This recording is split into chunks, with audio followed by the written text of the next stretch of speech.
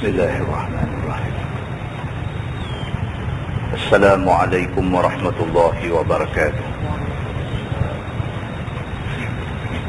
Alhamdulillah wa bihi nasta'in. Asyhadu an la ilaha illallah wahdahu la syarika lah. Wa asyhadu anna sayyidana Muhammadan abduhu wa rasuluh. ونصلي ونسلم على هذا النبي الكريم سيد المرسلين وعلى آله وصحبه أجمعين أما بعد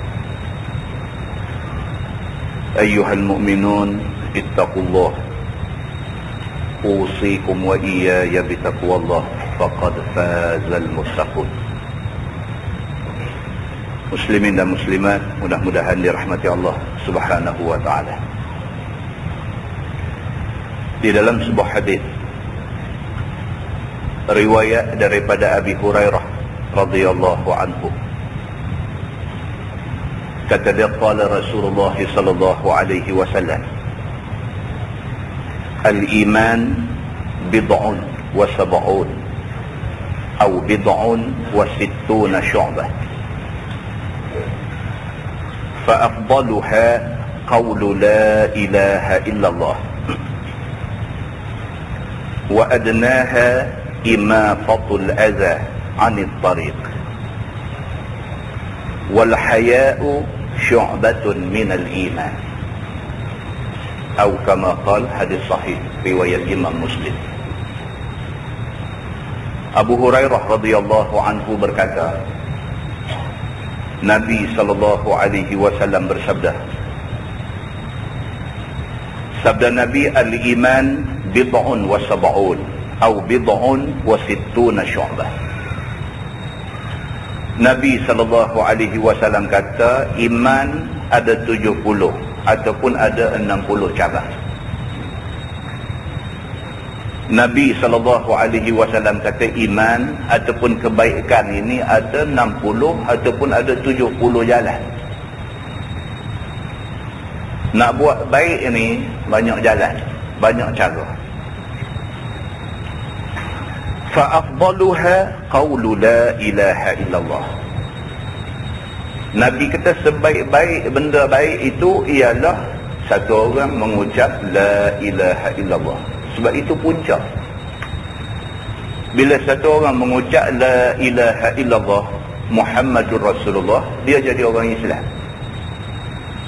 Maka Islam tu dia jadi syarat untuk Tuhan nak bagi pahala. Kalau orang tu tidak Islam, dia buat baik banyak mana pun tak ada pahala. Kalau satu orang itu bukan orang Islam, dia sedekah habis harta dia pun tak ada pahala. Kalau satu orang itu bukan orang Islam, dia turun berperang menyebelahi pihak Islam, dia dalam perang sabilillah pun mati kata, tak dapat pahala. Syarat untuk Allah Subhanahu wa taala nak bagi pahala dekat manusia, syarat mesti orang Islam. Itu nombor satu. Kalau tidak Islam, tidak dapat pahala. Maka Nabi SAW kata al-iman bid'un wa sab'un atau bid'un wa sittuna syu'bah. Iman ataupun jalan kebaikan ni banyak. Ada 60, ada 70 lebih jalan untuk nak buat baik. Sebaik-baik benda baik itu ialah la ilaha illallah. Jadi orang Islam dulu mengucap la ilaha illallah, ini paling baik. Ini syarat, ini anak kunci untuk nak masuk dalam pintu kebaikan. Wa adnaha imatatul adza 'anil tariq.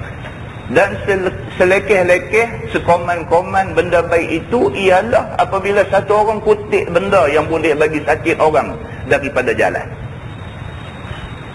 Dia tak buat keluar duit nak sedekah, dia tak pergi berjuang sampai mati syahid, dia tak buat benda-benda yang besar, benda-benda yang menyusahkan diri dia. Dia cuma buat benda kecil aja. Sambil duduk jalan, nampak ada paku duduk atas jalan, ambil paku tu buang. Itu serendah-rendah benda baik yang manusia boleh buat. Tak gaduh buat keluar modal apa, tak gaduh nak belanja apa, tak gaduh. Cuma tengok benda yang boleh menyakitkan orang, ambil buang. Itu sahaja dianggap satu daripada jalan kebaikan. Nabi kata wal haya'u syu'batun minal iman, dan malu itu satu daripada cabang iman. Muslimin dan muslimat yang dirahmati Allah sekalian, malu maksudnya malu nak buat jahat. Nak buat satu benda jahat, nak buat satu benda tak baik, nak buat satu benda dosa, berasa malu. Malu ke Tuhan. Malu kalau sekiranya Tuhan tahu kata kita buat benda ni benda tak baik. Dalam keadaan Allah bagi rezeki dekat kita, kita ambil.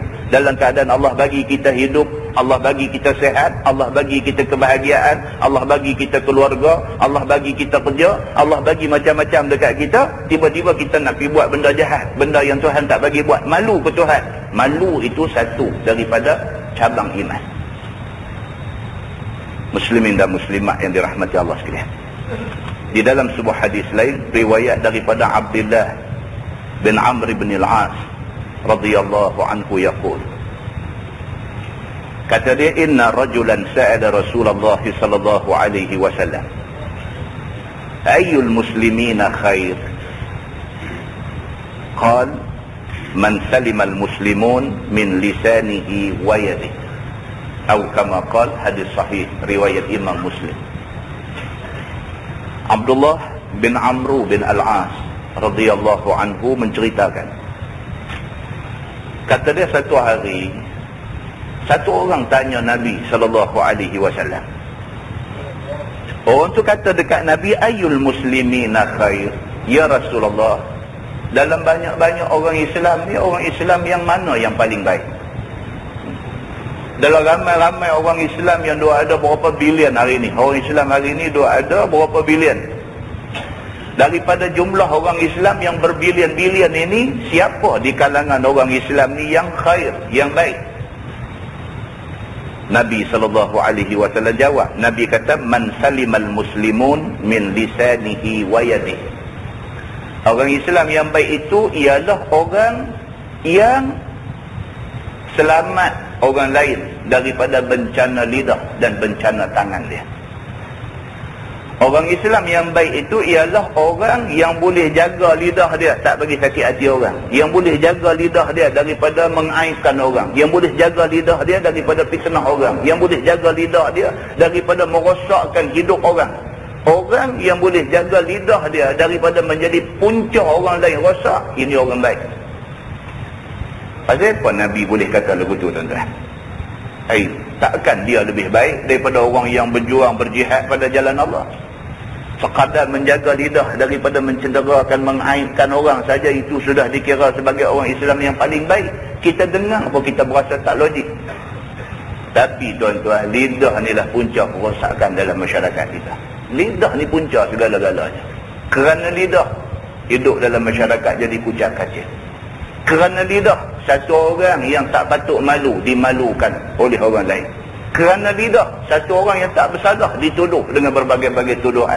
Kerana lidah, satu orang boleh bunuh satu orang kerana fitnah yang dibawa ke telinga dia. Kerana lidah, macam-macam benda boleh jadi.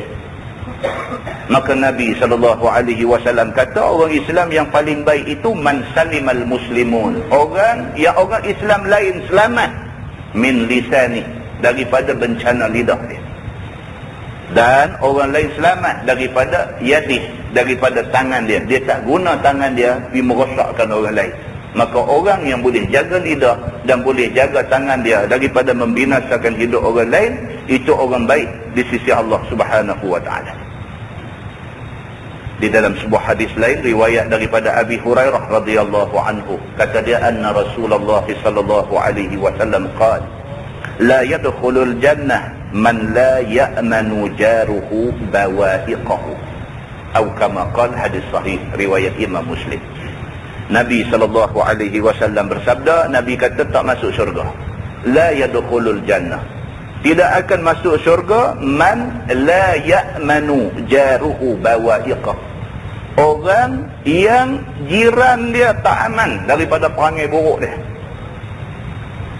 Siapa manusia dalam dunia ni hidup tak ada jiran?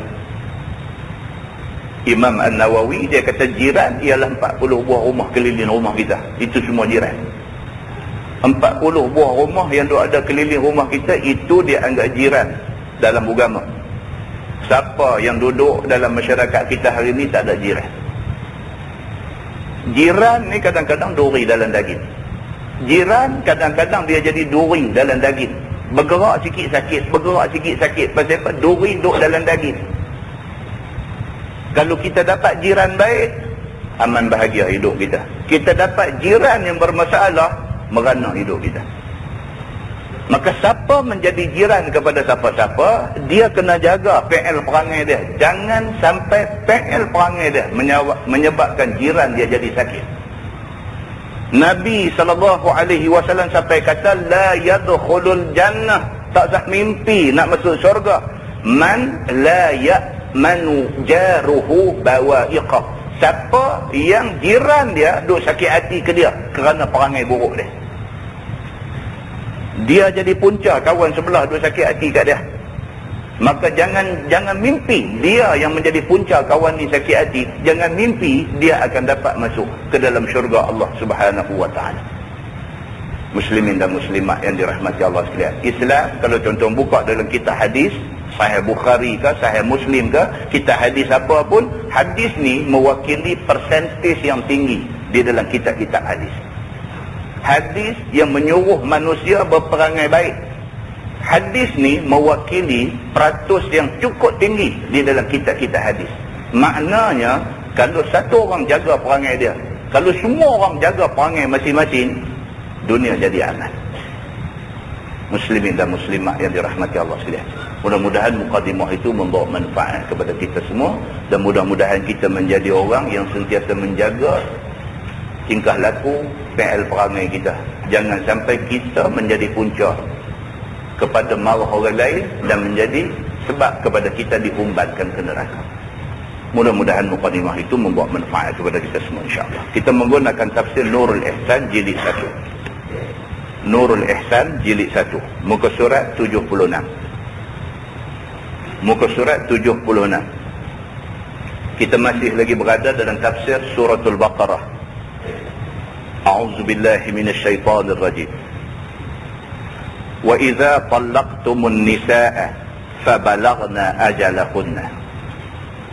Dan apabila kamu talak akan perempuan, maka sampai mereka itu akan iddah mereka itu hendak lepas, fa amsikuhunna bima'ruf aw sarrihuhunna bima'ruf, maka pegang oleh kamu akan mereka itu, yakni akan perempuan itu, dengan rujuk, dengan niat baik, daripada ketiadaan niat nak memudaratkan dia, ataupun kamu tinggal akan mereka itu dengan dengan ma'ruf, dengan baik, sehingga lepas, yakni sehingga habis iddah mereka itu. Malam ni kita baca ayat 231 daripada suratul Baqarah. Malam ni Allah Subhanahu wa ta'ala nak cerita tentang peraturan talak. Berapa banyak orang menikah tiap-tiap hari, berapa banyak orang bercerai tiap-tiap hari. Yang ni fakta yang kita tak boleh nak deny, tak boleh nak nafi. Hari-hari berapa ramai orang menikah dalam dunia ni, dan hari-hari juga berapa ramai orang bercerai dalam dunia ni. Nak mengendalikan bahtera perkahwinan ni bukan senang. Bukan senang.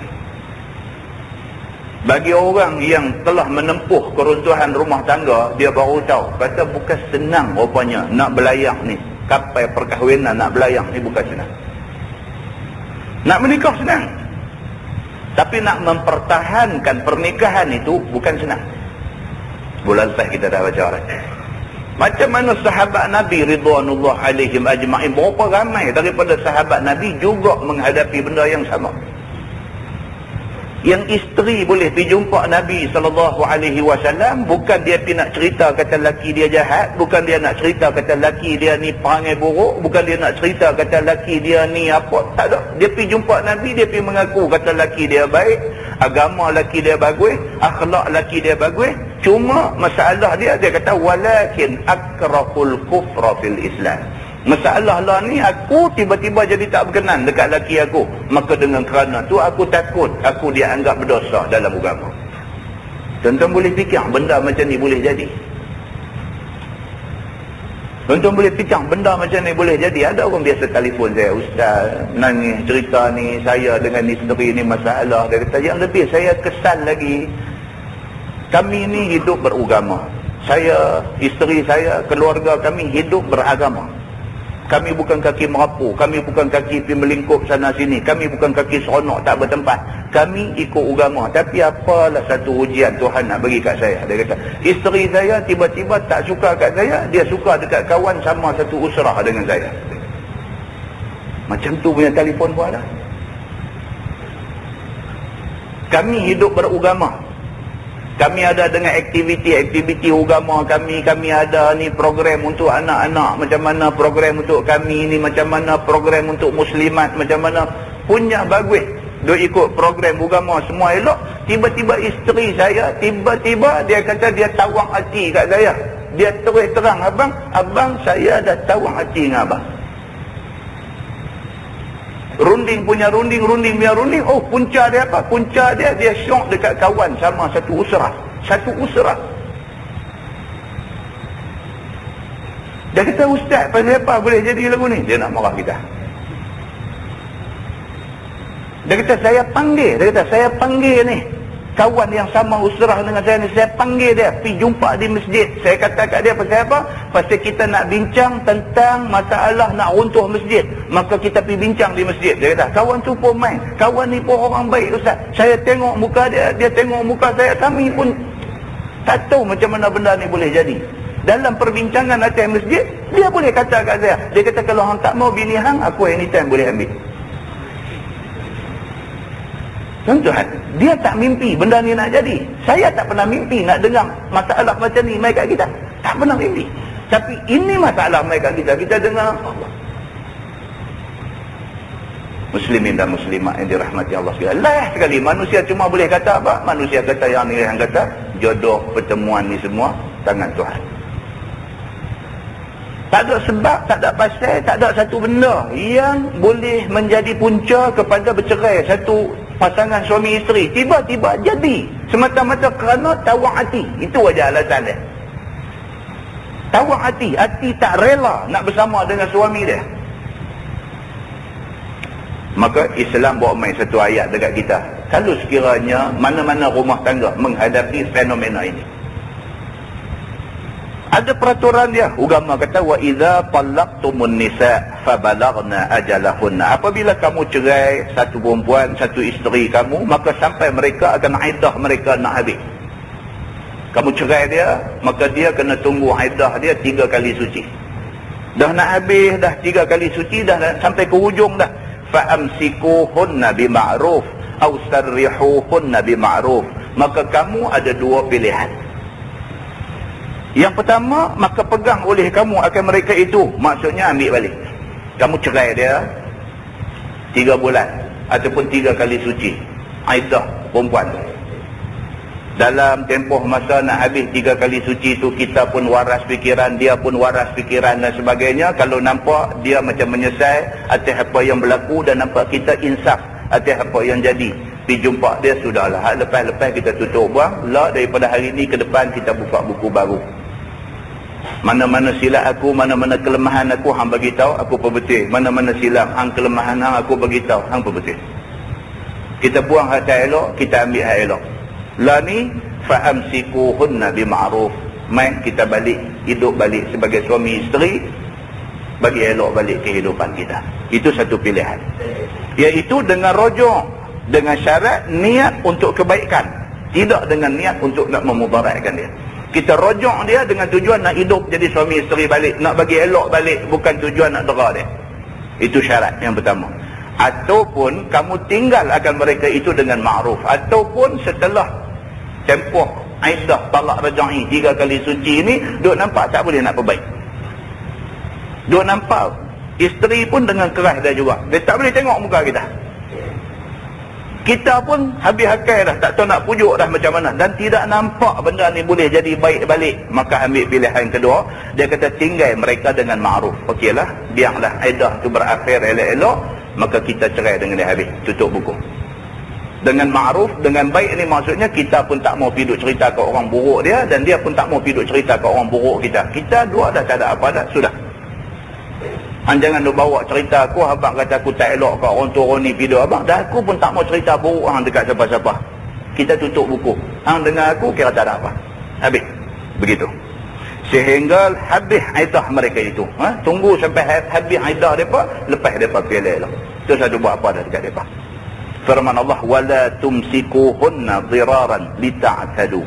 Dan jangan kamu pegang akan mereka itu dengan rojok kerana tujuan nak memudarat atas mereka itu sahaja. Jangan sekali-kali bila nak habis tempoh iddah 3 kali suci itu kita rojok balik. Rojok dengan niat nak melingkup dia.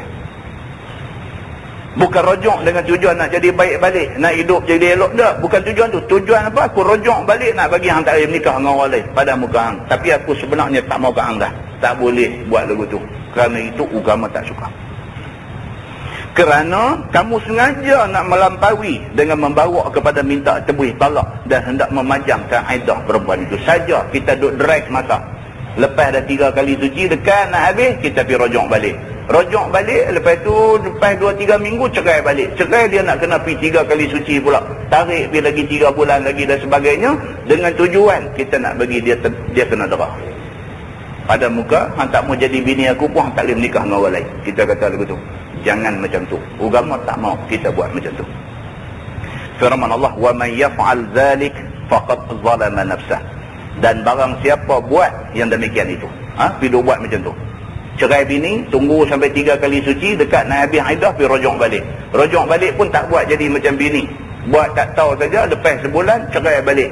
Tarik lagi 3 bulan, 3 kali suci lagi. Siapa dia buat main-main macam tu dekat isteri dia, maka sesungguhnya telah zalim dia atas dirinya. Dia bukan sahaja buat zalim dekat bini dia, sebenarnya dia menzalimi diri sendiri, yakni dengan dilentang akan dia kepada azab Allah. Dia tak sedar, dia buat macam tu, dia ingat dia nak dera bini dia. Rupa-rupanya kerana dia buat tu, esok dia kena azab Allah Subhanahu wa ta'ala. Dia bukan sahaja menzalimi isteri dia, dia menzalimi diri sendiri. Dia saja pergi cari pasal sehingga dia akan kena azab Allah di hari akhirat esok. Firman Allah, wala tattakhidhu ayatillahi huzwa. Dan jangan sekali-kali kamu ambil akan segala hukum Allah Ta'ala itu buat olok-olok dengan menyalahinya. Jangan sekali-kali kita ni buat main-main dengan hukum Tuhan. Jangan. Hukum semua lah. Bukan hukum nikah kahwin saja. Hukum Allah semua sekali kita tak boleh buat main-main. Piduk kata kalau laksana hukum hudud kerak tangan, esok jenuh makan sup tangan. Buat main-main dengan hukum Tuhan. Hang tak mau laksana, itu satu bab.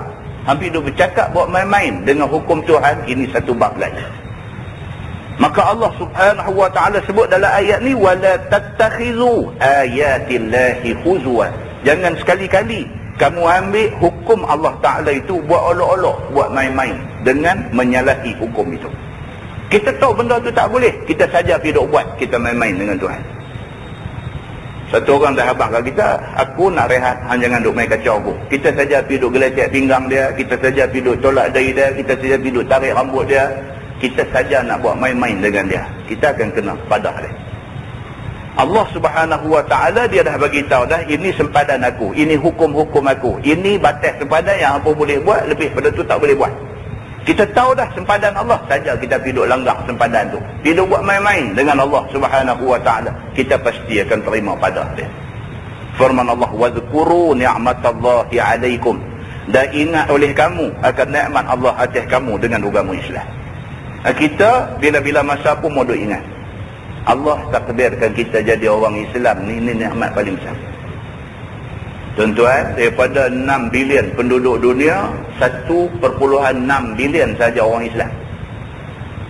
Maknanya lebih kurang 1/5 aja. Daripada 6 bilion penduduk dunia hari ini, 1/5 saja Islam.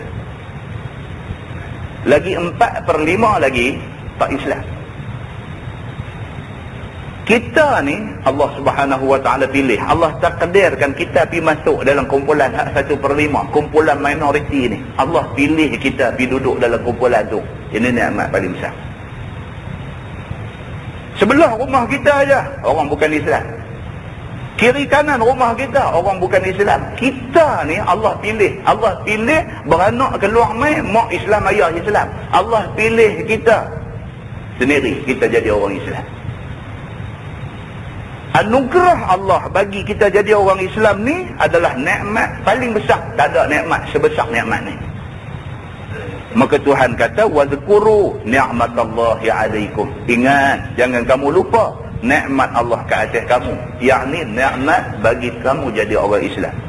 Wa ma anzala alaikum minal kitabi wal hikmah, dan barang yang telah Allah turun akan dia atas kamu daripada kitab Quran dan hikmah, yakni hukum-hukum. Allah hantar Quran dekat kita, itu nikmat. Tuan-tuan boleh bayang kalau kita duduk dalam negara kita, duduk dalam dunia ni tidak ada peraturan. Tuan-tuan boleh bayang apa jadi? Kita duduk pakai jalan raya, satu hari traffic light rosak pun cukup dah. Traffic light tu undang-undang manusia saja. Tapi undang-undang manusia tu pun kalau rosak, celaru dah. Kereta ni nak pergi, kereta tu nak main hak balik kiri, nak masuk arah kanan, nak lipat main hang hon, apa-apa hon hang, siapa pun tak boleh jalan. Kerana satu undang-undang yang manusia buat saja rosak pun kita dah rasa susah dah. Tuan-tuan boleh bayang kalau dunia kita duduk ni tak ada undang-undang, Allah tak bagi satu undang-undang, Quran tak turun, macam mana nak jadi? Tak ada satu peraturan yang kata bini orang kita tak boleh kacau. Tak ada satu peraturan yang kata anak orang kita tak boleh kacau. Tak ada. Makna kata siapa pandai, siapa betul-betul Romeo, dia dapat. Tuan-tuan boleh bayang apa nak jadi? Bini kita keluar sidai kain pun ada kutu main mengorat. Bini kita keluar pergi market beli ikan pun ada orang mengorat. Tak jadi salah. Pasal tak ada peraturan yang kata itu salah. Tuan-tuan boleh bayang macam mana nak jadi dunia ni. Pulut Sarawak ke, pulut apa nama, bubuk kanji ke, apa kita tak tahu. Apa nak jadi dengan dunia ni kalau tak ada peraturan. Allah buat turun Quran. Quran itu kitab peraturan. Bila ada Quran, ada peraturan. Baru kita tahu hak ni boleh, hak ni tak boleh, hak ni tak kena, hak ni kena. Baru kita tahu. Macam mana kita tahu hak ni boleh, hak ni tak boleh? Kita tahu melalui Al-Quran. Maka Quran itu peraturan. Allah turun Quran, Allah buat turun peraturan itu satu nikmat dekat kita. Firman Allah Subhanahu wa taala, ya'izukum bih, mengajar ia, yakni mengajar Allah Subhanahu wa taala akan kamu dengannya. Allah ajak kita dengan Quran. Allah ajak kita. Kita tahu hak mana haram, hak mana halal, Quran bagi tahu. Allah ajak kita hak mana haram, hak mana halal. Allah ajak kita. Yakni dengan kamu syukur akan dia, dengan amal dengannya. Dan kita kena bersyukur Tuhan bagi dekat kita Quran ni. Cara bersyukur dengan nikmat Quran ini ialah beramal dengan Quran. Itu cara syukur. Firman Allah, wattaqullah, dan takut olehmu akan Allah Subhanahu wa taala dengan imtisal, yakni dengan junjung suruh dan tegahnya. Kita kata kita bertakwa kepada Allah, kita kata kita takut Allah, kita ikut dak perintah Allah, kita jauhi dak larangan Allah. Kalau kita ikut apa yang Tuhan suruh, kita tinggal apa yang Tuhan larang, itu baru betul kita bertakwa kepada Allah. Firman Allah, wa'lamu annallaha bikulli syai'in alim, dan ketahui olehmu bahawasanya Allah Ta'ala dengan tiap-tiap sesuatu itu amat mengetahui. Tuhan bagi amaran. Ayat tu bunyi lembut, tapi itu amaran. Tuhan kata apa? Wa'lamu, ketahuilah wahai manusia, annallaha bikulli syai'in alim. Tuhan tahu semua benda. Hak tersorok dalam hati kita Tuhan tahu, hak terselit dalam hati kita Tuhan tahu, yang duk teringat dalam hati kita Tuhan tahu. Apatah lagi hak kita buat, orang tak nampak, Tuhan amat mengetahui. Tiada tersembunyi atas Allah Subhanahu wa taala satu pun daripada maksiat dan daripada taat yang kamu buat. Tuhan tahu semua. Tengah malam, kita bangkit tengah-tengah malam, bini pun tak sedar, bini duduk tidur, kita bangkit tengah-tengah pergi pancung, ambil ayat semayang tahajud 2 rakaat. Bini pun tak tahu, Allah tahu. Lampu pun kita tak pasang, kita tak mau ganggu dia. Kita bangkit sengak-sengak, masuk pergi pancung, ambil ayat semayang, keluar main pelan-pelan, tak pasang lampu apa, hampang sejadah, Allahu Akbar, tahajud 2 rakaat. Allah tahu. Allah Subhanahu wa taala bagi ganjaran dekat kita. Macam tu juga tengah malam gelap-gelap, siapa pun tak tahu kita pergi buat benda dosa, benda maksiat dan sebagainya. Siapa pun tak tahu. Allah Subhanahu wa taala tahu.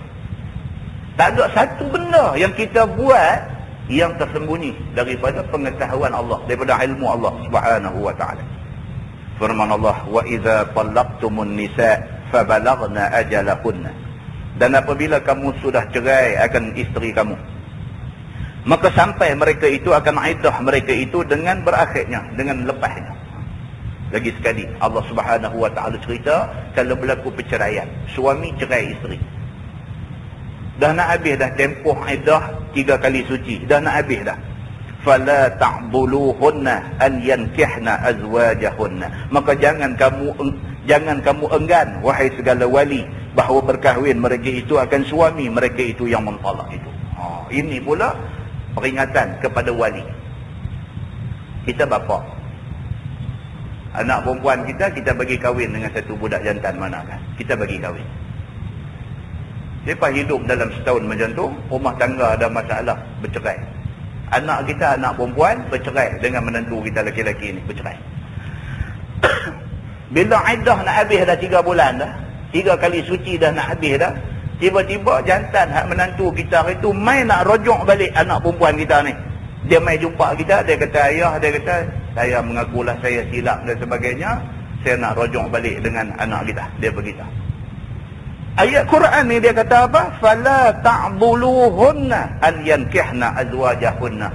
Kita sebagai wali jangan piduk halang depa ni daripada balik menjadi suami isteri. Dalam masyarakat kita jadi benar ni. Anak dia, anak perempuan pergi bercerai dengan lelaki-lelaki ni. Sudah tentulah ibu bapa mana pun bila berlaku perceraian dia menyebelahi anak dia. Anak dia baik kah, anak dia tak baik kah, anak dia salah kah, anak dia tak salah kah, dia tak kira. Yang penting anak dia akan pertahan anak dia. Bila nak rojok balik, dia yang pergi jadi galang tengah-tengah. Dia kata, hang tinggal anak aku sekali, 10 kali aku tak mau terima hang dah. Boleh tak boleh, kita sebagai wali hidup jadi galang tengah-tengah, tak mau nak bagi suami isteri baik balik. Boleh tak boleh bersikap begitu. Ni ayat ni. Dia kata sebab turun ayat ini, bahawa Jamilah, yakni saudara kepada Ma'qil bin Yasar. Berlaku zaman Nabi, satu orang perempuan nama dia Jamilah. Dia ni isteri kepada satu orang sahabat yang bernama Ma'qil bin Yasar. Ditalak akan dia oleh suaminya Asim bin Adi dengan talak rajai. Jamilah ni dia saudara, dia adik kepada Ma'qil bin Yasar, adik kepada Ma'qil bin Yasar. Jamilah ni diceraikan oleh suami dia yang bernama Asim. Adalah masalah mereka. Suami dia marah kat dia. Suami dia kata, aku cerai. Begitu berlakunya. Cerai tu cerai talak rajai, talak satu. Maka berkehendak bahawa rojok akan dia. Lepas dah nak habis dah 3 kali suci, Asim suami ni ingat nak pergi baik balik lah. Dia pun berasa dia pun ada silap dan sebagainya, dia nak pergi rojok balik. Maka menegah oleh Ma'qil, abang ni halang. Dia kata, ni adik aku, Jamilah ni adik aku, hang buat kat dia hari tu, aku tak boleh lupa. Nama kata hang nak baik balik dengan adik aku tak terima. Benda ni berlaku pada zaman Nabi SAW di dalam hadis riwayat Al-Hakim. Dia kata, maka turun ayat fala ta'dhuluhunna an yankihna azwajahunna, maka jangan kamu larang daripada suami isteri yang bercerai nak baik balik. Tak boleh larang. Tentang ini sikap kita kena ambil dalam masyarakat kita. Sikap. Sama ada yang melibatkan adik-beradik kita, ataupun melibatkan kawan kita, ataupun melibatkan jiran kita, ataupun melibatkan siapa-siapa. Kalau kita dipanggil menjadi salah seorang orang yang tolong nak tengok Suruhanjaya, kita dipilih untuk menjadi Suruhanjaya untuk baik pulih dan meningkatkan hubungan suami isteri. Stand kita mesti jelas. Stand kita nak tengok jadi baik. Kita tak mau kita ambil stand nak pelingkup, tak mau. Kita punya stand jelas kira nak bagi baik balik. Kok mana cerita pun kita nak ejas bagi laki ni baik balik dengan bini, bini baik balik dengan laki. Kita mainlah peranan macam mana pun, mereka dua mesti baik balik.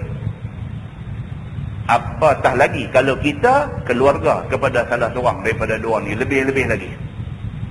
Maka agama suruh macam tu. Agama tak suka kepada perpecahan. Tuan-tuan, dalam hadis riwayat Imam Muslim ada cerita tentang iblis, tentang syaitan. Nabi kata Arash ataupun singgah sana syaitan terletak di tengah lautan. Base kepada iblis dan syaitan ni, markas dia, base dia tengah lautan. Maka hari-hari daripada markas dia, daripada base dia, mereka keluar. Iblis, syaitan ni mereka keluar. Hari-hari mereka keluar pergi buat kerja mereka. Menggoda, merosakkan dan sebagainya. Anak cucu Adam ada di seluruh dunia ni. Dan tiap-tiap hari juga mereka kena balik jumpa general mereka ada di singgah sana iblis di tengah lautan. Mereka kena balik pergi buat report. General akan tanya tiap-tiap satu daripada iblis syaitan ni, apa yang kerja yang hang buat hari ni? Dia akan bagi report. Hari ni aku hasut dia ni minum arak, hari ni aku hasut dia ni berzina, hari ni aku hasut dia ni pergi berjudi, hari ni aku hasut dia ni bagi berkelahi, hari ni apa semua report bagi tahu dekat general iblis yang duduk di tengah-tengah lautan sana. Semua report yang dia dengar, dia kata apa? Hampa tak buat kerja, dia kata. Sehinggalah ada iblis bagi tahu dekat dia, dia kata aku hari ni telah berjaya memisahkan di antara suami dan isteri. Aku telah menyebabkan suami menceraikan seorang isteri. Dan jenderal ni kata apa? Hang satu yang buat kerja, dia kata. Maknanya apa? Maknanya iblis syaitan ini kejayaan yang mereka raikan apabila mereka berjaya memporak-perandakan rumah tangga orang Islam yang ada di dalam dunia ini. Hadis itu hadis sahih riwayat Imam Muslim. Muslimin dan muslimat yang dirahmati Allah sekalian. Maka dalam ayat yang kita baca ni lagi sekali Tuhan bagi ingat benda ni. Kita kok mana pun nak tengok jadi elok. Kita kok mana pun nak tengok jadi baik. Kita kok mana pun kita tak suka orang berkelahi, berpecah, bergaduh dan sebagainya. Kita nak bagi semua orang jadi bersatu dan elok. Itu matlamat yang digariskan oleh Islam. Firman Allah, "Idza tarabau bainahum bil ma'ruf." Apabila berreda-reda mereka itu, yakni antara mereka dengan keelokan pada syarak. Zalika yu'adhu bihi man kana minkum yu'minu billahi wal yawmil akhir. Bermula tafsir segala hukum yang tersebut itu diajak dengannya akan mereka yang ada ia daripada kamu beriman dengan Allah Ta'ala dan hari kiamat, kerana ialah yang ambil manfaat dengannya. Tuhan kata semua hukum yang aku bagi tahu ni yang boleh mengambil manfaat dan pengajaran hanyalah orang yang yu'minu billah wal yaumil akhir, orang yang beriman dengan Allah dan hari akhirat saja. Ayat Quran ni tuan-tuan, bukan semua orang boleh ambil yang sibat. Ada orang dengar tak dapat apa. Ada orang bila dengar ayat Quran ni dia percaya sungguh. Dia nak beriman sungguh dengan ayat Quran ni. Orang yang boleh dengar ayat Quran dan boleh beriman, boleh percaya ni, memang dia orang yang beriman dengan Allah dan hari akhirat. Kalau jenis yang tak beriman dengan Allah dan hari akhirat, ayat Quran main habang apa pun dia tak pakai. Tuhan kata begitu. Zalikum azka lakum wa athhar.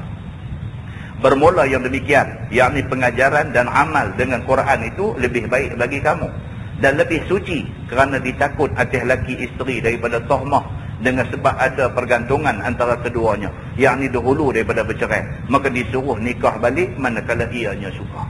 Suami isteri yang bercerai, usaha bagi mereka baik balik. Pasal apa? Kalau mereka tak baik balik, dia akan jadi tahmah. Suami isteri nikah, lepas tu bercerai.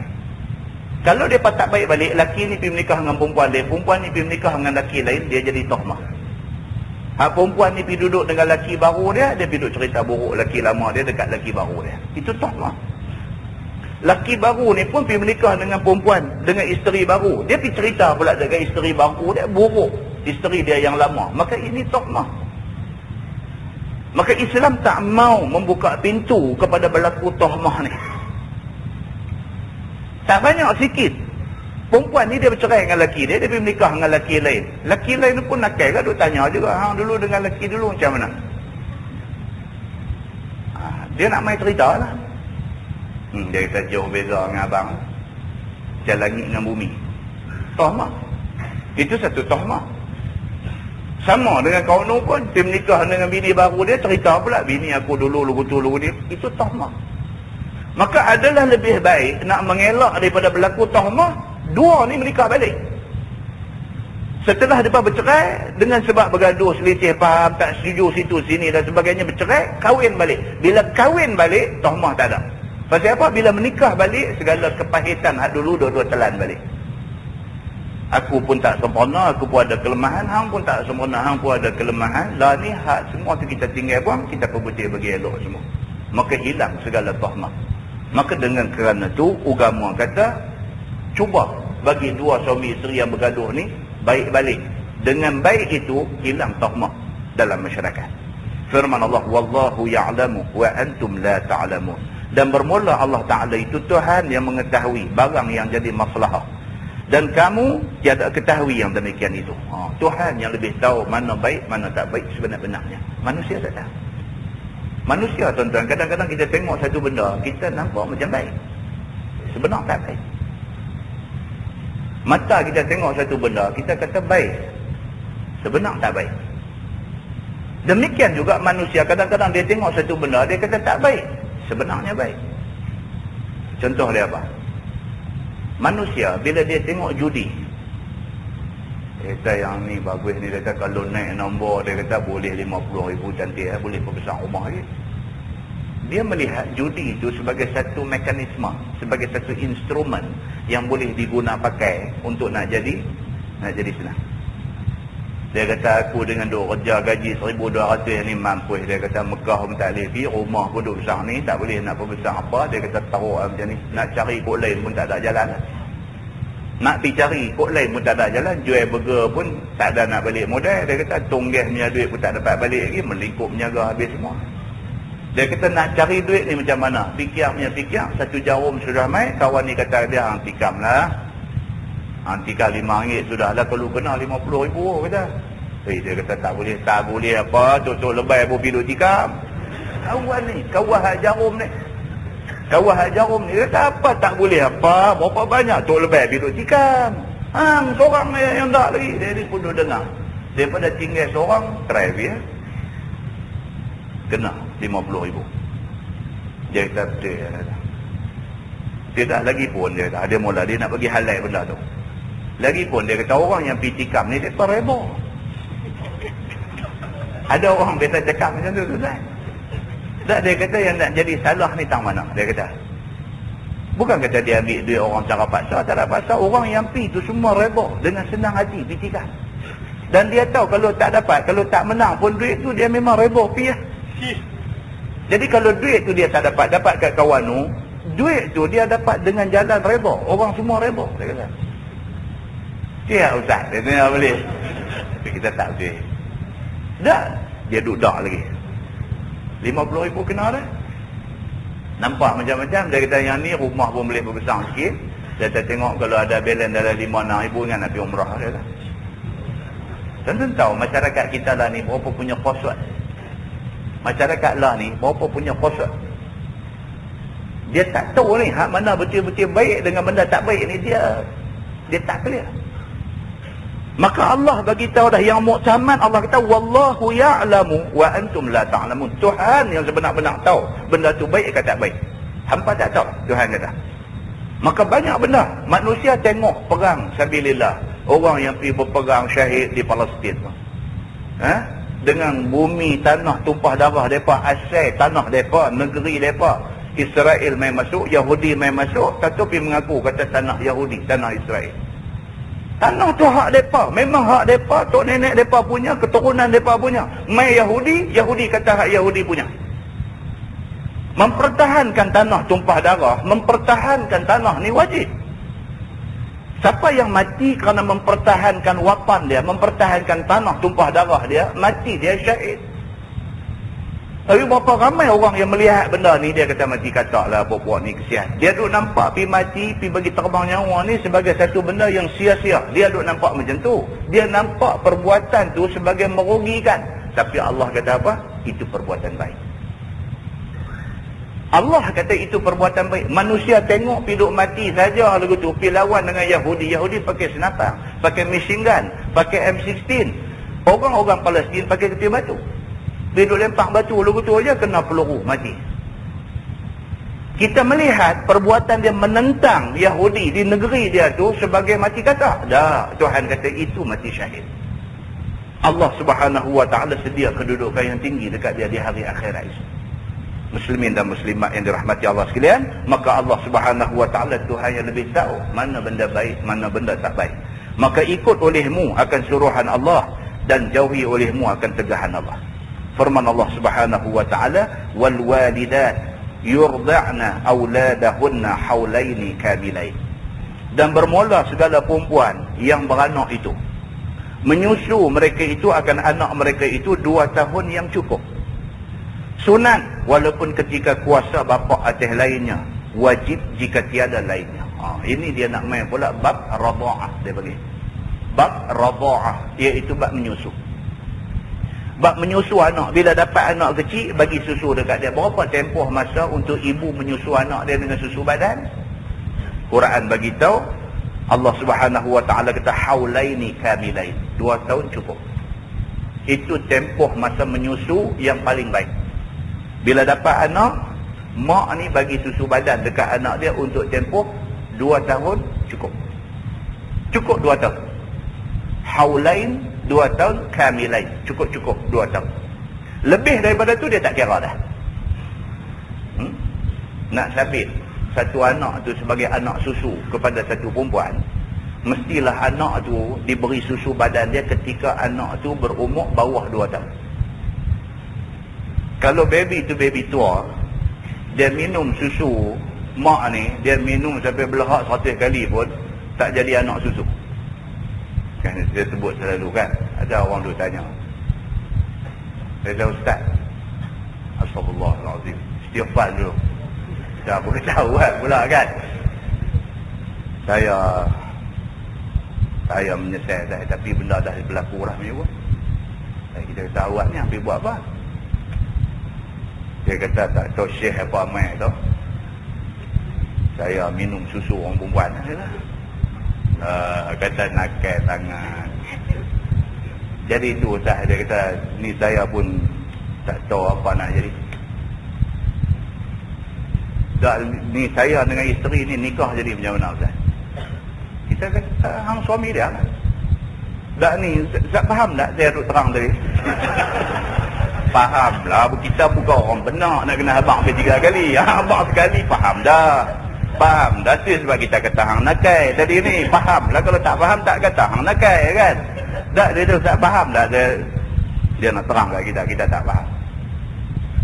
Dah, Ustaz, ni yang cerita anak susu ni macam mana? Dia tanya gitu. Baru kita terang kat dia. Anak susu, nak sabit anak susu ni, mesti budak yang hisap susu ni bawah 2 tahun. Kalau lebih 2 tahun, dia minum berapa kolah pun tak salah.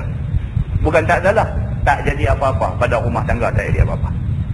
Dan kalau budak sekali umur dalam Quran, dia kata wal walidat yurda'na auladahunna haulaini kamilain.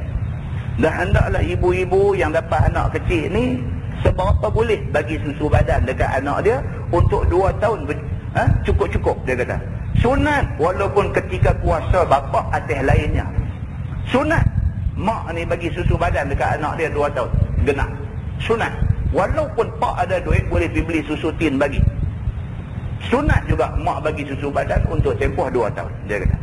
Wajib jika tiada lain. Kalau pak dia orang susah, tak boleh nak cari alternatif susu lain kepada anak, maka mak wajib bagi susu dekat anak dia untuk tempoh 2 tahun. Firman Allah, liman arada an yutimma radha'ah, bagi mereka yang hendak cukupkan menyusu 2 tahun dan tiada lebih atasnya. Bagi siapa yang berasa nak bagi susu untuk 2 tahun, maka itu adalah yang sebaik-baiknya. Itu maksudnya. Firman Allah, wa 'alal maulud lahu rizquhunna wa kiswatuhunna bil ma'ruf, dan wajib atas bapa yang diperanak baginya itu rezeki mereka itu, yakni ibu yang beranak. Dan wajib sedia pakaian kepada mereka itu, kepada ibu tadi ni, kerana menyusu apabila ada mereka itu yang ditalak dengan kebaikan yang berpatutan. Kalau sekiranya kes berlaku, maksudnya suami cerai isteri dia dengan talak satu, sedangkan isteri masa tu tengah mengandung, duk tunggu diu nak beranak. Diu lagi 3-4 hari lagi nak beranak. Suami ni apakah satu syaitan sudah masuk dalam badan, dia cerai bini dia. Lepas dia cerai bini dia 3 hari, lepas dia cerai bini dia 3 hari, bini dia pun beranak, melahirkan anak. Kalau sekiranya perceraian tu berlaku secara rajai, cerai talak satu, Suami walaupun dah cerai bini dia tetap bertanggungjawab memberi nafkah, makan minum kepada mak dan kepada anak yang lahir ni. Dia tetap kena tanggung nafkah walaupun dia dah cerai. Dia tetap kena tanggung nafkah kepada mak dan kepada anak yang lahir ni. Pakaian dia, makan minum dia, apa semua dia tetap kena bagi juga. Itu tanggungjawab dia. Dia kata, la tukallafu nafsun illa wus'aha. Maka tiada diberati seorang melainkan sekuasanya. Islam sekali-kali tidak membagi masalah, memberi zalim kepada mana-mana orang yang beragama Islam. Islam tak zalim. Islam sekali-kali tak buat zalim dekat orang. Kita tengok dalam bab puasa pun, ada orang yang dibenarkan untuk tidak berpuasa. Ada orang yang dibenarkan, bukan saja dibenarkan, disuruh buka puasa. Pasal apa? Pasal Islam tidak menzalimi orang. Quran terang-terang beritahu, hadis terang-terang beritahu, orang Islam ada yang dibolehkan untuk tak puasa bulan puasa, ada yang disuruh buka puasa walaupun bulan puasa. Dan mereka ni kalau ditangkap kerana makan, tak sabit kesalahan. Pasal apa? Pasal ada nas yang mempertahankan mereka. Walaupun Islam suruh mereka jaga, jangan di khalayak ramai. Dia pergi beli makan, dia balik makan di rumah. Tak salah. Pasal apa? Nas mempertahankan mereka. Siapa dia? Orang perempuan yang datang haid. Orang perempuan yang nifas kerana beranak dan sebagainya. Orang laki-laki yang bekerja keras untuk menyara keluarga dia. Itu kerja dia. Dia kerja kuli kontrak ni, duk ragai naik bangunan 230 tingkat, duk angkat batu, duk pelastar simen dan sebagainya. Sekira-kira kalau dia puasa, dia tak boleh buat kerja. Dia tak boleh buat kerja, dia tak boleh nak dapat pendapatan. Dia tak dapat pendapatan, satu keluarga, berapa mulut dalam keluarga dia, semua tak boleh makan. Bagi kes yang macam ni, mereka disuruh untuk tak puasa. Dan ganti tak puasa tu bukan dengan qadha puasa, dengan fidyah. Islam mensyariatkan benda-benda ni semua. Islam mensyariatkan, bukan manusia. Islam mensyariatkan dalam Quran dan dalam hadis Nabi. Orang yang musafir dan sebagainya, fa'iddatun min ayyamin ukhra. Mereka dikehendaki qadha pada hari-hari yang lain. Habis bulan Ramadan esok kira balik. Dia musafir berapa hari tak puasa, qadha balik.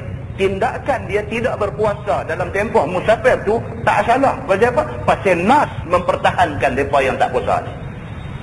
Kita kena faham benda-benda macam ni.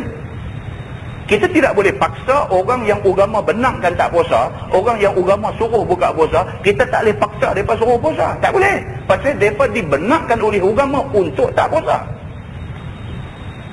Maka dia ada perincian di dalam hukum syarak. Di dalam hukum agama dia ada perincian dia. Muslimin dan muslimat yang dirahmati Allah sekalian. Maka Allah kata la tukallafu nafsun illa wus'aha. Tidak diberati seseorang melainkan sekuasa dia. Islam tidak akan mensyariatkan satu peraturan yang manusia tak boleh buat. Kalau Islam mensyariatkan orang perempuan kena pakai tudung, tutup aurat, takkan benda tu tak boleh buat. Takkan benda tu tak boleh buat. Nak letak kain selai, nak tutup tu takkan tak boleh buat. Panas tak mana sangat, api neraka esok lagi panas. Tajuk ni kita akan baca di Masjid Padang Temusu akan datang. Kitab Muhimmah fi Ilmil Hadis. Dia akan cerita tentang benda-benda ni. Apa dia? Hadis-hadis yang menceritakan azab yang dijanjikan kepada orang perempuan yang saja tak mau pakai tudung, tutup aurat dan sebagainya. Walaupun ada orang nak tulis dalam paper, nak tulis dalam majalah, nak kata ni tudung ni tak wajib, tutup aurat ni sebenarnya tutup depan dengan belakang saja. Ada tapi dia tulis benda lagu tu dalam surat apa? Hidup patah balik nak bincang pasal definisi aurat. Yang kata aurat ni sebenar-benarnya ialah depan dengan belakang, kemaluan depan dengan belakang aja. Tutup yang tu kira tutup aurat. Apa punya tafsiran ni? Yang ijma' ulama, yang alim-alim, yang warak-warak apa semua tu, ijma' mengatakan aurat orang perempuan ni kecuali muka dan tapak tangan ni apa benda? Siapa kita ni lagi pandai memahami Quran dan hadis Nabi daripada ulama yang muktabar yang besar-besar? Kita ni apa? Muslimin dan muslimat yang dirahmati Allah. Tuan-tuan, tadi kita dah baca dalam ayat tadi Allah Subhanahu wa taala kata wala tattakhidhu ayatillahi huzwa. Jangan sekali-kali kamu jadikan ayat-ayat Allah, hukum-hukum Allah ni huzwa, buat main-main. Jangan. Benda yang sudah kunci, yang sudah dimuktamadkan, yang sudah di-finalizekan bahawa itu hukum, Maka jangan siapa pergi buat main-main nak rongkai balik, nak ubah, nak jangan. Pasal apa? Pasal kita tak tahu lagi dahsyat azab Allah di akhirat macam mana, kita tak tahu lagi. Tak tahu, orang kata lautan dalam, jangan diduga. Tak tahu, jangan pergi buat tunjuk kata kita ni berani, kita ni handal, jangan. Pasal apa? Kita pasti tidak akan mampu menahan azab Allah Subhanahu wa taala di hari akhirat esok. Muslimin dan muslimat yang dirahmati Allah sekalian. Firman Allah, la tudarra walidatun biwaladiha. Tiada diberi mudarat ibu dengan sebab anaknya. Dengan dikerasi suruh menyusu manakala menegah ia. Islam tak paksa. Kalau sekiranya satu orang perempuan dia ni dapat anak, jangan sampai anak tu menjadi satu mudarat kepada dia. Jangan sampai orang perempuan rasa lagu tu. Berkelahi laki bini. Pasal apa? Pasal awal-awal dah sembang dah. Isteri dah kata dekat laki dia, dia kata, abang saya tak mau dah anak. Cukup anak kita 3 orang cukup. Dah sembang dah. Suami pun kata tak apa. Tapi tak macam mana ke aksiden, tengok-tengok mengandung. Benda ni kan boleh cakap, benda ni Allah punya kuasa, tuan-tuan. Allah punya kuasa. Hang tak mau benda tu, telan ubat sampai terbuntang wajib mata pun. Kalau Tuhan nak takdir kata mengandung. Kan? Terus dah telan lah pepak ubat tu perut nak bagi lebih berkesan. Kalau Allah kata nak mengandung lah. Terus saya kata apalah. Ini semua, itu sebab doktor pun dia tak kata 100%. Dia kata, dari segi keberkesanan dia 99%. Dia kata dia reserve juga 1%. Pasal apa? Pasal benda ni Tuhan juga atas sekali. Hang telan ubat kan, hang bubuhlah protection apa pun dengan tujuan untuk tak mau anak. Tapi kalau Tuhan nak takdirkan dapat anak, dapat. Maka Tuhan bagi ingat. Tuhan kata, la tudarra walidatun biwaladiha. Janganlah satu orang tu rasa anak ni menjadi mudarat kepada dia. Tak nak. Apatah lagi jangan satu orang tu kerana anak ni menjadi mangsa. Tak mau macam tu. Dia abang dah kat suami dia. Dia kata, saya tak mau dah. Saya mau 3 orang anak je. Tiba-tiba ditakdirkan Allah mengandung lagi. Bila beranak mai anak hak dia tak welcome ni, anak yang dia tak mau. Tapi mai juga ni, dia buat lebih kurang kat anak ni. Tak pasal-pasal budak yang tak berdosa tu menanggung akibat daripada tak puas hati dia. Dia sebenarnya bukan marah suami dia sebenarnya marah Allah. Pasal Allah mentakdirkan dia mengandung. Nampak macam dia marah suami dia, hakikatnya dia marah Allah Subhanahu wa taala. Sebagai nak tunjuk kata dia tak puas hati dengan apa benda yang dia dapat ni, dia tera anak lahir ni. Agama kata jangan sampai berlaku macam tu. Tiada diberi mudarat ibu dengan sebab anaknya, yakni dikerasi suruh menyusu manakala menegah ia. Wala mauludun lahu biwaladi. Dan tiada diberi mudarat bapa yang diperanak baginya dengan sebab anaknya, dengan diberati suruh beri yang tiada kuasa padanya. Apa pun benda ni bincang elok-elok. Kalau isteri kata saya tak boleh dah menyusu anak ni, jangan paksa dia. Kalau suami kata abang tak boleh ni nak sediakan susu apa semua ni sampai macam ni, abang tak boleh dah, hang kena bagi juga susu badan lagi pun hang tak ada masalah apa. Jangan sampai memudaratkan anak dan siapa-siapa. Benda boleh jadi tuan. Isteri memang dia ada masalah kesihatan, dia tak boleh nak menyusu anak. Dia bukan pasal masalah dia nak jaga badan ke apa ke, dah bukan pasal itu, tapi dia ada masalah kesihatan. Dan dia kalau gagah juga menyusu anak dia sampai pengsan-pengsan. Jadi sampai macam tu. Ada macam ni punya kes ada. Tak boleh tu paksa dia hang bagi juga susu dia, hang nak pengsan apa-apa hang pengsan pergi bagi anak isap susu juga. Tak boleh lagu tu. Jangan sampai nak jadi mudarat dekat bini sampai macam tu. Dia dah kata tak boleh, ikhtiar kot lain pula. Ambil ibu susu lain ke, kalau kita tak mampu nak pergi beli susu tin bagi dia minum apa semua, tengok siapa yang ada anak kecil juga, pergi jumpa, kata minta tolong bagi susu ke anak kami pasal isteri saya ada masalah sikit. Tak apalah, saya bagilah sagu hati sikit sebanyak. Bagi. Cari pilihan lain. Jangan paksa dia yang memang tak boleh. Ataupun dalam kes yang kedua, isteri boleh tapi kerana nak jaga badan tak mau bagi susu anak. Sedangkan suami pendapatan kecil, tak mampu nak beli susu kedai untuk nak bagi minum anak. Misalnya berlaku kes macam ni. Maka jangan paksa suami yang tak mampu kerana gaji kecil ni, jangan paksa dia suruh pergi cari juga duit kerana nak bagi minum susu kepada anak ni. Dengan kerana tu dia boleh pergi buat benda-benda yang macam-macam, benda yang salah dan sebagainya. Pasal apa? Pasal dia dipaksa juga untuk menanggung tanggungjawab yang dia tak boleh tanggung sebenarnya. Cari alternatif lain. Agama ni tunjuk sampai macam tu, tuan-tuan. Ni yang kata Islam ni, tunjuk sampai macam tu. Dalam bab menyusu saja tunjuk sampai macam tu. Firman Allah, wa'adal waris mithlu dhalik, dan wajib atas waris, yakni atas wali, seumpama yang demikian itu juga, yakni contohnya pada harta kanak-kanak. Pada waris pun sama. Kalau ditakdirkan suami isteri menikah, lepas itu isteri mengandung 7 bulan 8 bulan mengandung, suami mati, tinggal isteri dengan kandungan 8 bulan. Sebulan lepas tu dia melahirkan anak. Dia melahirkan anak di waktu suami dah tak ada, suami dah mati, tak ada dahan tempat nak berpaut. Bini tak kerja, anak duk ada pun 6 orang dah, mai pula seorang lagi, suami pula mati 2 bulan lepas. Maka siapa nak ambil alih ni, kebajikan perempuan yang jadi ibu tunggal yang miskin ni, siapa nak ambil alih? Dia kata wali kena ambil alih. Pak dia kalau ada, pak dia kena handle anak dia yang dah jadi ibu tunggal dia. Kalau pak tak ada, abang ke apa ke semua, wali dia, orang yang berhak menjadi wali dia. Depa ni kena take care kepada adik yang menjadi ibu tunggal ni. Islam pesan sampai macam tu.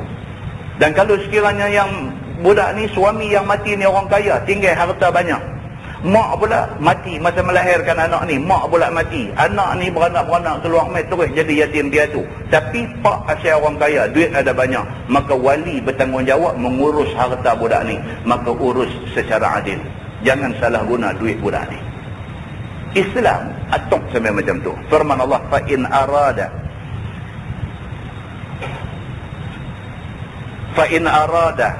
fisalan an taradin minhuma wa tashawur, maka jika berkehendak kedua-dua, yakni ibu bapa itu akan lahmam, yakni berhenti menyusu dahulu daripada cukup 2 tahun, yakni dengan bereda-reda daripada keduanya, dan musyawarah antara keduanya kerana zahir masalah kanak-kanak padanya. Misalnya dia kata dah dapat anak, suami isteri sepakat untuk nak stop menyusu. Budak ni baru menyusu dalam 2 minggu. Isteri kata, abang saya tak larat dah nak pergi susu kat dia. Beritahu kat suami. Suami kata, pasal apa? Dia kata, saya ni tak larat bila saya pergi menyusu, saya jadi legutu-legu ni. Musyawarah. Mesyuarat saya antara 2 orang ni.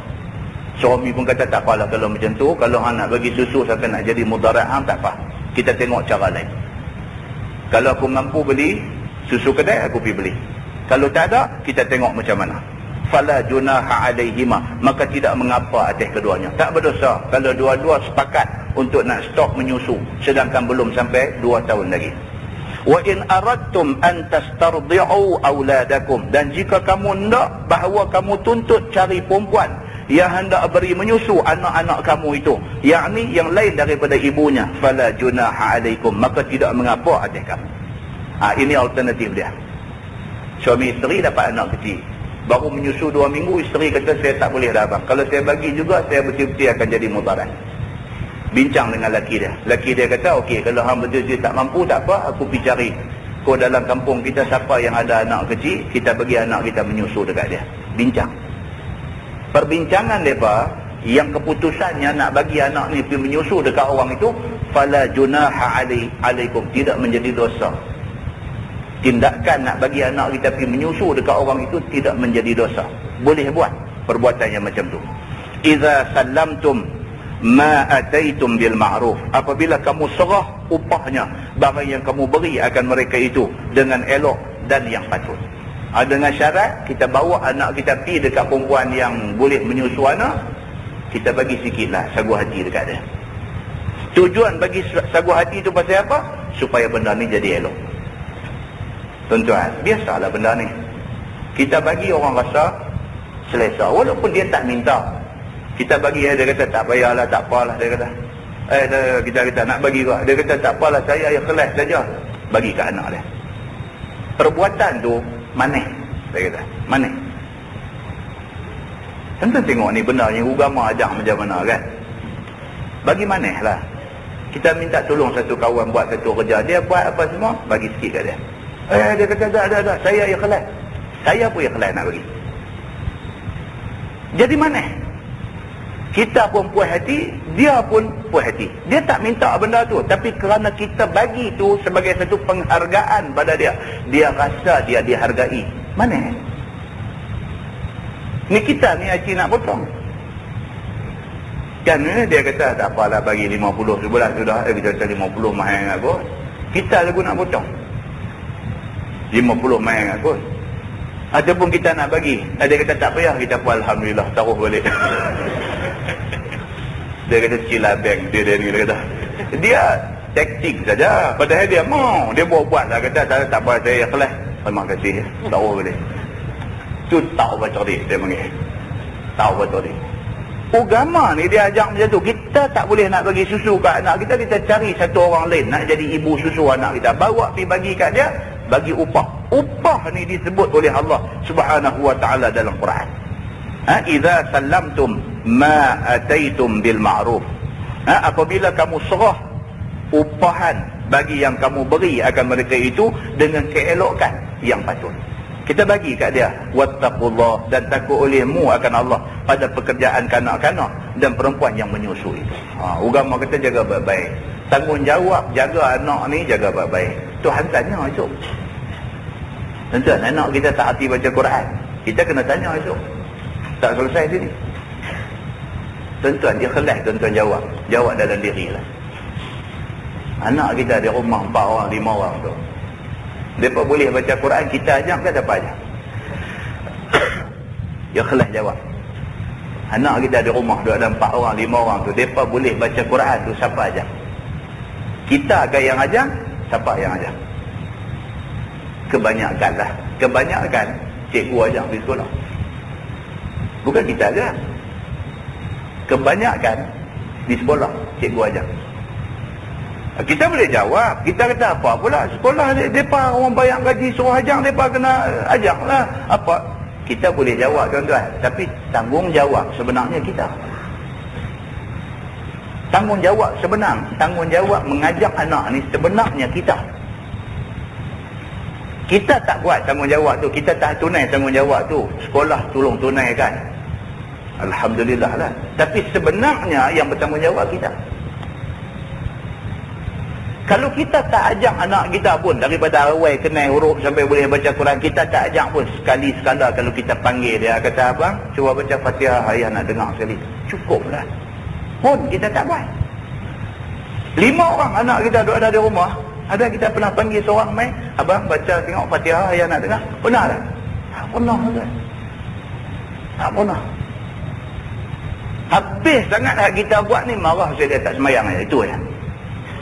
Kita tak pernah tanya pasal apa dia tak semayang. Dia tak semayang kerana malas ke, kerana dia tak hati semayang ke? Kita tak pernah tanya. Pasal apa? Kita take for granted benda ni. Kita anggap kata dah pergi sekolah mesti kena boleh. Allah Subhanahu wa taala itu dia tak letak kesalahan ni dekat cikgu sekolah, dia letak dekat bapa. Allah Subhanahu wa taala di akhirat itu Allah tanya bapa, hang ajak dah anak hang dulu, apa yang hang ajak dia? Bila kita muhasabah balik, tak ada satu benda pun yang kita ajak anak kita ni, tak ada pun, tuan-tuan. Muslimin dan muslimat yang dirahmati Allah sekalian. Kita ni lebih suka marah, lebih suka komplain daripada buat kerja. Itu perangai yang kata manusia. Di mana pun perangai macam tu. Suka marah, suka komplain. Anak tak hati baca Quran, pasal apa hang tak hati ni, apa ni, ayah habis duit bagi hang pergi mengaji, marah. Lepas pada marah, komplain lah. Cikgu sekolah pun makan gaji buta, komplain cikgu. Itu manusia, marah dengan komplain. Hang buat apa? Yang hang duk marah orang tu, marah orang ni, yang hang duk komplain sana, komplain sini, hang apa sumbangan untuk agama? Kalau orang tanya kita soalan tu, tuan-tuan nak jawab apa? Hang tu sendiri, yang duk komplain sana sini, duk marah orang tu, orang ni, hang tu sendiri, hang buat apa untuk agama? Tuan saya tanya untuk masyarakat hang, tuan saya tanya untuk negara hang, untuk keluarga hang, agama hang buat apa kat keluarga hang? Terpeliak biji mata tuan-tuan, tak boleh jawab kita ni. Muslimin dan muslimat yang dirahmati Allah sekalian. Itu sebab kita kagum bila kita baca sejarah alim ulama dulu-dulu. Kita baca siapa di antara senarai guru dia, di antara yang duduk dalam senarai guru dia ialah bapa dia. Ulama dulu-dulu kita baca, tengok bapa dia pun alim besar juga. Dia belajar daripada bapa dia. Bapa dia duduk dalam senarai guru dia. Anak kita kalau kita suruh tulis Siapa dia guru dia yang dia ingat? Dia tak teringat kita. Dia tulis nama cikgu sekolah rendah, dia tulis nama cikgu sekolah menengah. Kita cek tengok, nama aku tak ada. Rupanya anak pun tak terima kita sebagai guru dia. Muslimin dan muslimat yang dirahmati Allah sekalian, wattaqullah, dan takutlah olehmu akan Allah pada pekerjaan kanak-kanak dan pekerjaan perempuan ini. Bukan sahaja anak-anak kita kena takut, cek balik apakah tanggungjawab kita yang kita tak tunaikan. Bukan anak saja, perempuan pun, isteri kita pun apa kita ajak dia. Isteri kita apa kita ajak dia. Tentang masalah mandi hadas pun kita tak ajak dia. Kita tak tahu, kita menikah dengan dia dah 25 tahun dah, anak sulung pun dah keluar universiti dah. Kita tak tahu, kata rupa-rupanya dia duk mandi hadas tak sah. Kita tak tahu pasal apa? Pasal kita tak pernah tanya dia. Dia reti ke tak benda tu? Kita tak pernah tanya dia. Punya tak bertanggungjawabnya kita. Kita tak pernah ajak bini kita. Mandi hadas ni fardu ain. Fardu ain ni maksudnya wajib, tiap-tiap orang wajib kena belajar benda ni. Dia tak ada guru dia tak pi masjid mana pun tak pi belajar pasal benda ni. Duduk di rumah kita aja, duduk masak makan dekat kita, duduk sediakan baju untuk kita pakai dan sebagainya.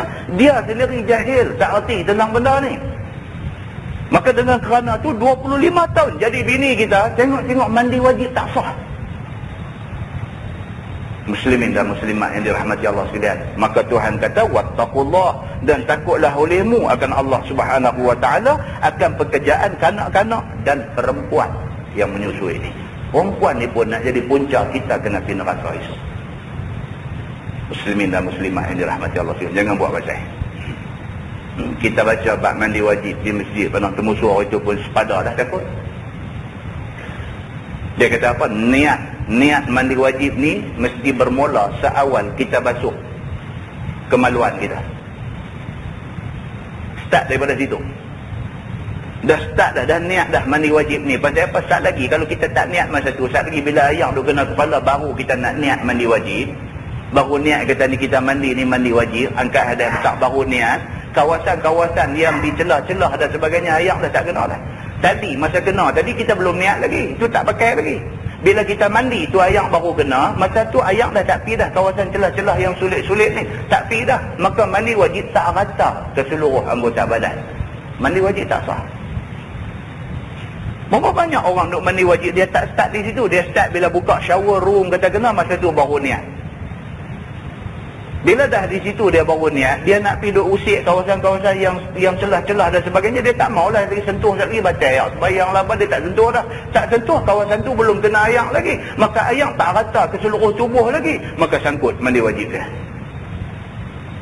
Bila kita baca bab mandi wajib ni, dia dalam Baharul Mazi, dia petik kata-kata Imam Syafi'i. Imam Syafi'i kata apa? Dan ingatlah perkara yang paling aku takut. Dia sebut benda ni.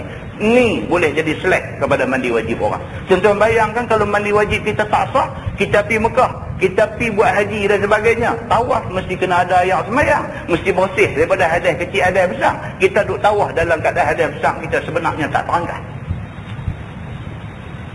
Muslimin dan muslimat yang dirahmati Allah sekalian, benda yang kita kata kecil, kita take for granted, tiba-tiba dia membawa satu implikasi, satu kesan yang cukup besar. Dia melingkup habis ibadat kita buat. Nampak? Benda ni pernahkah kita sebagai suami, kita teliti benda ni dengan isteri kita? Sajalah sambil-sambil nak tidur satu malam tanya dia, hang mandi wajib macam mana? Just sekali check and balance. Dia kata, mana-mana yang ni kita rectify balik, kita perbetul balik. Hang duk mandi wajib macam mana? Tanya dia. Dia kata apa ni, macam soalan temu duga nak nikah lain. Dia kata, kita kata dah saja. Tengok dia jawab macam mana. Jawab kena speed track. Oh, kata hang kena dah, kata tak boleh macam tu, perbetul. Tak apalah, sekurang-kurangnya kita perbetul juga mana-mana yang silap daripada tak perbetul langsung. Muslimin dan muslimat yang dirahmati Allah sekalian, firman Allah, wa'lamu annallaha bima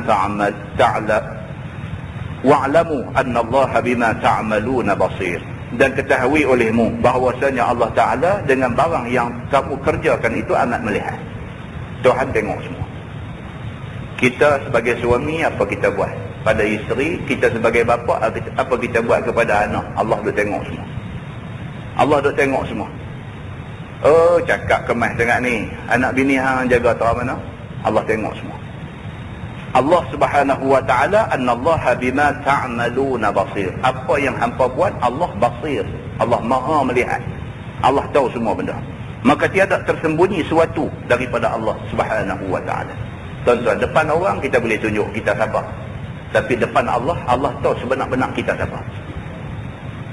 Depan orang kita boleh tunjuk kita ni macam mana ke? Depan Allah, Allah tahu kita sebenar. Kita punya true color kita, Tuhan tahu. Maka yang paling kita takut, Allah punya tahu ni. Hak ni kita takut. Manusia nak kata apa-apa semua, manusia tak boleh buat apa. Manusia tak boleh bagi pahala, manusia tak boleh bagi dosa, manusia tak boleh perosok kita ke neraka, manusia tak boleh janji syurga kat kita. Tapi Allah Subhanahu wa taala, dia memiliki segala-galanya. Takut kepada Allah Subhanahu wa taala melebihi takut kita kepada manusia semua. Wallahu a'lam. Lepas ini kita sambung, walladzina yutawaffawna minkum wa yadharuna azwaja. Dan segala laki-laki yang mati daripada kamu dan meninggal mereka itu akan isteri itu, yatarabbasna bi anfusihinna, dan hendaklah beriddah mereka itu dengan sendiri mereka itu arba'ata ashhurin wa 10, iaitu 4 bulan 10 hari, yakni dengan malamnya sekali. Lepas ini tuan-tuan, kita akan tengok cerita iddah wafat. Dan kita akan tengok yang dikatakan hiddah itu apa. Hiddah. Iddah wafat tu. Apa perlu buat dalam tempoh masa tu? Banyak orang tanya, telefon, "Ustaz ni saya suami baru mati seminggu, suami baru mati 2 minggu, suami baru mati sebulan. Ni yang kata berkabung ni macam mana?" Iddah saya faham, dia kata iddah 4 bulan 10 hari, yang tu saya faham. Tapi yang kata orang perempuan yang kematian suami kena berkabung. Berkabung tu macam mana? Nak tanya. Macam saya ni isteri yang bekerja, dia kata saya nak pergi kerja boleh tak dalam tempoh saya berkabung? Saya ni ayah saya tu tak apa sihat tu, sakit lah ni. Dalam tempoh saya 4 bulan 10 hari boleh tak boleh saya duduk pergi balik rumah ayah saya, tengok dia sakit. Ini semua akan dijelaskan dalam kuliah yang akan datang, insyaAllah. Dia akan jelas. Kita akan tahu betul-betul macam mana. Dan dalam hadis yang Nabi SAW kata, hadis riwayat daripada Ummi Habibah dengan Zainab bin Jahshin. 2 orang riwayat hadis ni. Kata dia, Nabi bersabda, "La yahillu li imra'atin tu'minu billahi wal yawmil akhir an tuhidda ala mayyitin fawqa 3 illa ala zawj 4 ashhurin wa 10." Hadis riwayat Al-Bukhari dan Muslim. Yang ni gazet bulan depan. Bulan depan tak ada. Sorry, bulan depan tak ada. Bulan depan seminggu cuti sekolah. Kan? Seminggu cuti sekolah. Saya pada sembang cerita, dia kata, "Ustaz, ni seminggu cuti ni dia buat tetah ke pilihan raya macam ni?" Ni Ustaz cuti ni dia kata, "Ustaz nak bertanding pula." Dia kata, kan? Yang ni pun duk bunyi merata. Saya pun tak faham lah apa cerita. Ada pattern nak jadi YB ke? Tolong bagi tahu ke kawan-kawan tak bertanding. Saya nak mengajar. Saya nak mengajar ilmu agama. Tuan-tuan main mengaji kat saya ajar ilmu agama. Kita tidak ada kecenderungan kepartian. Tak ada. Jadi itu kira clear lah. Dia pun tak pernah nafi pun orang duk kata.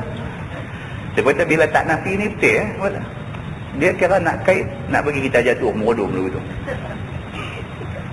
Tak faham dia, tak habis-habis. Jadi cerita dia macam tu. Seminggu tu cuti sekolah.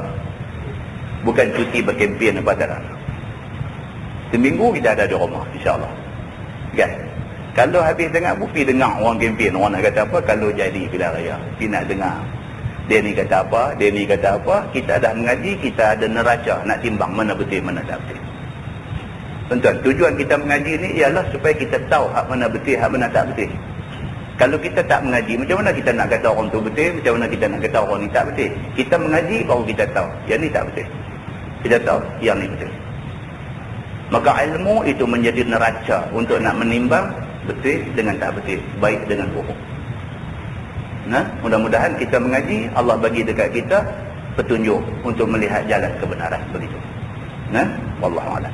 Jadi hadis tadi Nabi SAW kata, "La yahillu li imra'atin tu'minu billah wal yawmil akhir an tuhidda 'ala mayyit fawqa salas.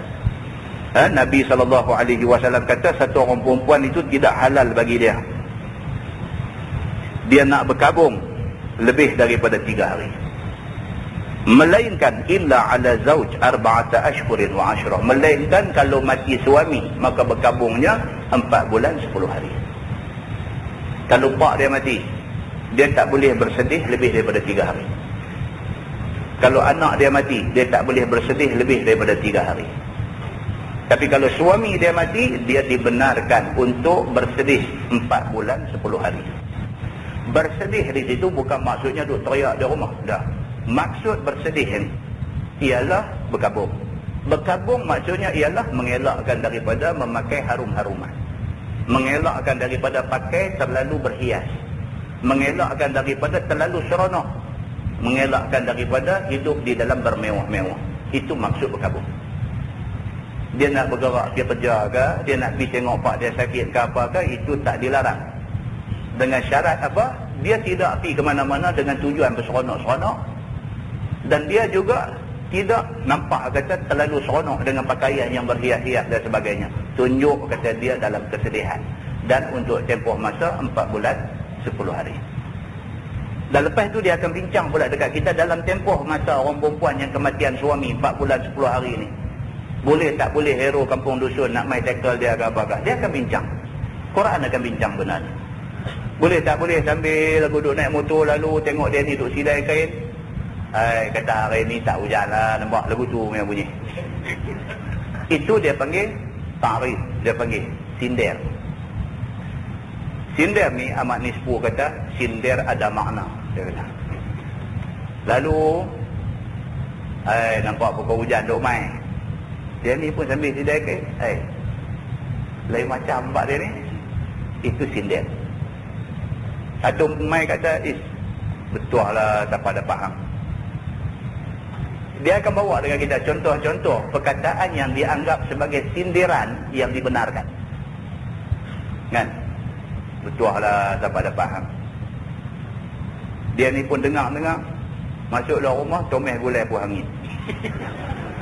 Dia kata ada juga orang sindiran. Kan? Yang sindiran ini membawa makna. Bila habis tempoh iddah dia 4 bulan 10 hari, kita pun lompat masuk terus. Kita pun kata mau piko lain. Kan? Kira mau piko damai kalau kita settle buang hari ni, aku pun tak larat dah dorang dengan motor pergi balik ni letih dah. Hari ni kita settle buang, aku nak ambil hang buat bini aku. Itu baru direct. Dan lepas itu pernikahan boleh dijalankan. Dan dia akan bincang juga dekat kita, boleh tak boleh kecoh dari segi tempoh iddah. Sebab tempoh iddah orang perempuan itu ialah 3 kali suci. Kalau dalam kes apa nama bercerai biasa, bukan bercerai mati suami, 3 kali suci. Belum lagi cukup tempoh 3 kali suci, punya gelut, piatok dan sebagainya, suruh perempuan ni pergi pejabat qadi, pergi mengaku kata dia dah 3 kali suci. Sedangkan sebenarnya dia masih dalam haid masa dia pergi mengaku tu. Belum masuk suci yang ketiga. Dia pergi kecoh. Pejabat qadi pun dengar, betul ni, jangan tipu benda ni, tak boleh hukum Tuhan apa semua, tak ada kata betul. Pejabat qadi pun sign surat, benarkan dia kahwin lagi. Sedangkan sebenarnya dia tipu. Tentang masalah ni dia tipu. Penipuan ni apa hukumannya? Disebutkan dalam agama. Jangan buat main-main. Benda dunia pun kita tak boleh tipu. Ini kan pula hukum Allah yang sabit daripada Quran, lagi tak boleh tipu. Tuan-tuan, apa pun tuan-tuan, kesimpulan dia satu aja. Kita takut dekat Tuhan. Kalau betul kita takut dekat Tuhan, kita tak tipu-tipu ni semua tak ada. Tapi kalau mulut kata takut dekat Tuhan, hati betul-betul tak takut dekat Tuhan, apa pun kita boleh buat. Apa pun kita boleh buat. Mulut dia bercakap Islam, tapi hati boleh menipu. Pasal apa? Pasal kita tak takut pada Tuhan. Apa pun tuan-tuan, kita biar takut pada Tuhan. Itu sebab tiap-tiap kali khutbah wajib kena sebut ittaqullah, takut kepada Allah. Mudah-mudahan Allah panjang umur kita. Bulan 4 insya-Allah kita jumpa. Wallahu a'lam. Yang baik itu daripada Allah, yang tidak baik itu silap. Kita sambung dengan tasbih kafarah dan suratul Nas.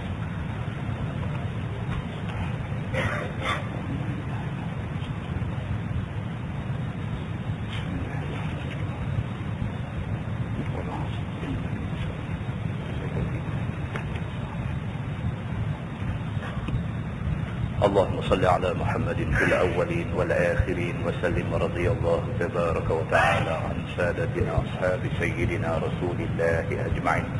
بسم الله الرحمن الرحيم. الحمد لله رب العالمين حمدا يوافي نعمه ويكافئ مزيده. يا ربنا لك الحمد كما ينبغي لجلال وجهك الكريم وعظيم سلطانك. رضينا بالله ربا وبالإسلام دينا وبمحمد نبيا ورسولا. اللهم افتح علينا فتوح العارفين وارزقنا فهم النبيين بجاه خاتم المرسلين. اللهم فقهنا في الدين وعلمنا التأويل واهدنا صراطك المستقيم.